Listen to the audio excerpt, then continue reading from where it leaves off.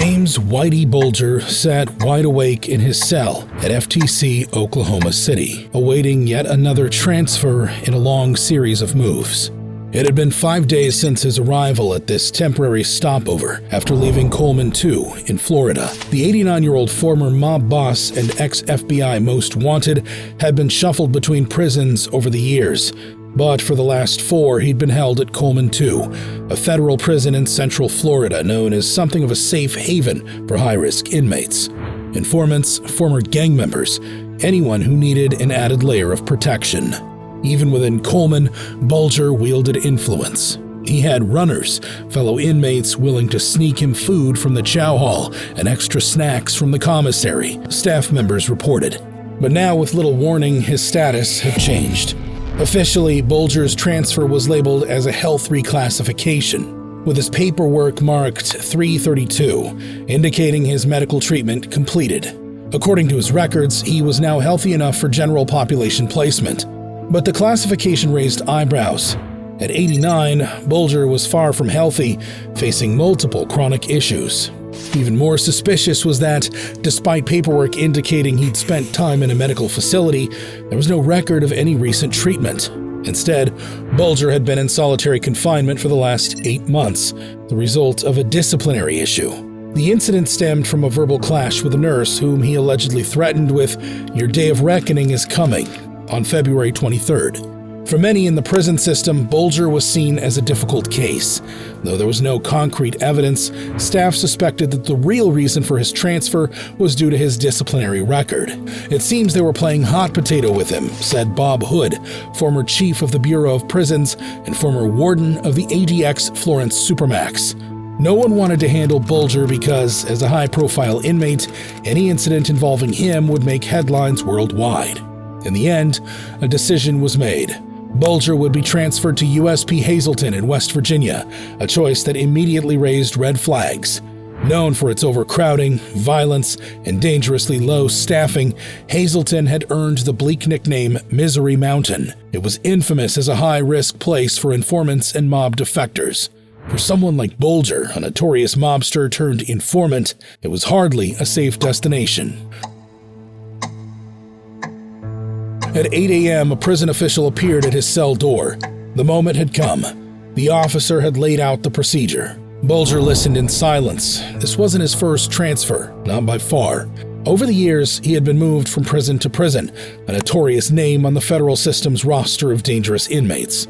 As the guards entered his cell to prepare him, Bulger was ordered to strip down. It was routine, cold, invasive, methodical. They checked him head to toe, ensuring he carried no hidden contraband or weapons. It was all part of the ritual of a prison transfer.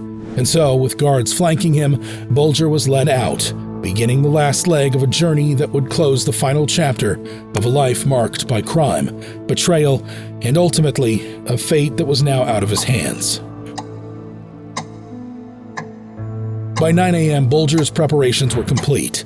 Dressed in standard prison garb, he was given his final instructions. The transport would leave shortly. There would be no dramatic goodbyes, just the clank of metal doors and the faint echoing creak of his wheelchair rolling over cold concrete. In recent years, Bulger's health had sharply declined. The 89-year-old mobster suffered from heart disease, high blood pressure, and fading vision. Confined to a wheelchair, he could stand if needed, but he could no longer walk. Despite this, he sat quiet, resolute. He knew the drill, his silence matching the tense atmosphere that always accompanied the transfer of a high-profile figure. Guards who traveled with him later testified that he remained stone-faced throughout the journey. He barely acknowledged his surroundings, his eyes fixed somewhere beyond the here and now. No words were exchanged, no glances met. As the transport crossed state lines, the tension was palpable. Here was a man with a dangerous legacy, a man whose betrayal and long history of violent crime left him with enemies both inside and outside prison walls. And Hazelton, his final destination, was already buzzing with anticipation. Despite all attempts at secrecy, rumors of Bulger's arrival had leaked. In preparation for the transfer, an email was sent out listing Bulger as a scheduled arrival at Hazelton on October 29, 2018. Over 100 prison employees received this email, each a potential source of exposure. Word spread like wildfire. Staff were overheard discussing his arrival in the presence of inmates almost casually, as though discussing this week's football game. They violated strict Bureau of Prisons protocols, carelessly ignoring the risks it posed to Bulger's safety. Investigators later found phone records and emails showing that inmates were tipped off about Bulger's arrival days before he even set foot in Hazelton.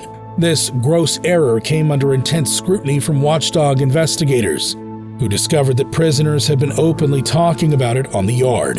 One investigator noted it became common knowledge. Everyone knew Whitey was coming. Some inmates were even placing bets on how long he'd last. After a grueling journey, Whitey Bulger was finally wheeled through the gates of Hazelton Prison just before 6:30. The whispers started almost immediately, a quiet murmur echoing through the prison halls. "Whitey's here." The name alone sent a ripple of energy through the place. A new arrival, and not just any arrival. Word spread quickly, and within minutes, his presence was common knowledge. When it came time for his intake screening, nothing about Bulger's past was softened. His file laid it out plainly. Boston mobster involved in numerous murders and acts of violence. High-profile case. His threat level marked as greatest.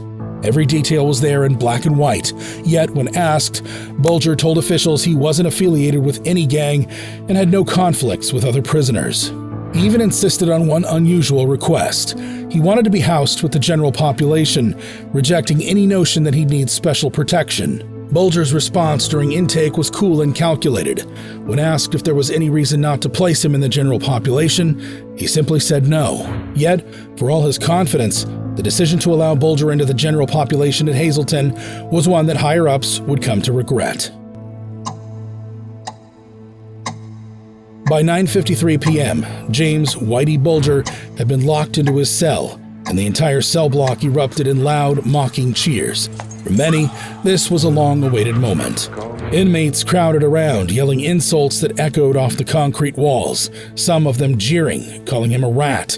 It was a raucous welcome, lasting nearly an hour.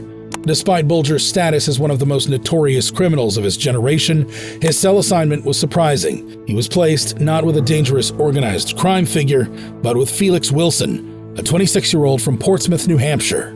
Wilson, a small-time offender with no known gang ties, was serving a 30-month sentence for possessing an illegal firearm found during a routine stop on his bicycle. Interestingly, records reveal that Bulger was originally assigned to a cell with Paul J. DeColagero, a known associate of the DeColagero crew out of Massachusetts. Yet, for reasons unknown, within about an hour, Bulger's cell assignment was switched. Whether intentional or a procedural change, it meant Bulger would have a different cellmate. The shift raised serious questions among prison staff. Several inmates in Bulger's compound were known associates of the Genovese crime family, and they carried long-standing grudges against informants like Bulger.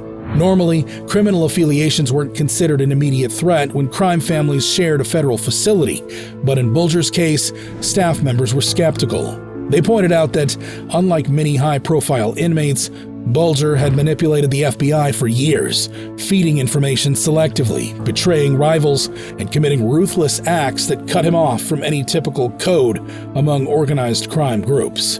So why wasn't he placed in solitary confinement at Hazelton for his own protection? Several staff questioned the decision, but by then the decision was final, and Whitey Bulger was settled in with the general prison population, a situation that carried ominous undertones.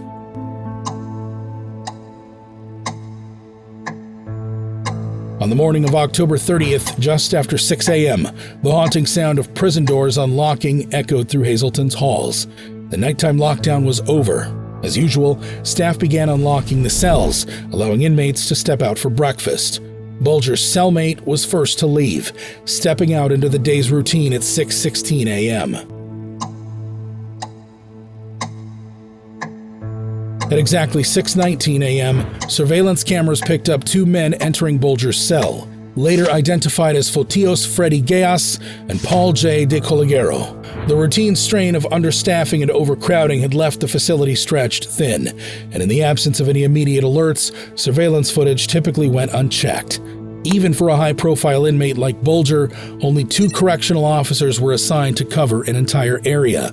With accomplice Sean McKinnon standing guard outside, The attackers had all the cover they needed to act without interference. Bulger's killers were seen on surveillance tape entering his cell around 6 a.m., moments after the cell was unlocked for breakfast. The killers reportedly tried to cut out his tongue and gouge out his eyes. Traditional payback for an informer. When they were done, they wrapped his body in a blanket, positioning him in his bunk with his head on a pillow, as if he were simply sleeping. 7 minutes after they entered, at 6:26 a.m., they left the cell, closing the door quietly behind them.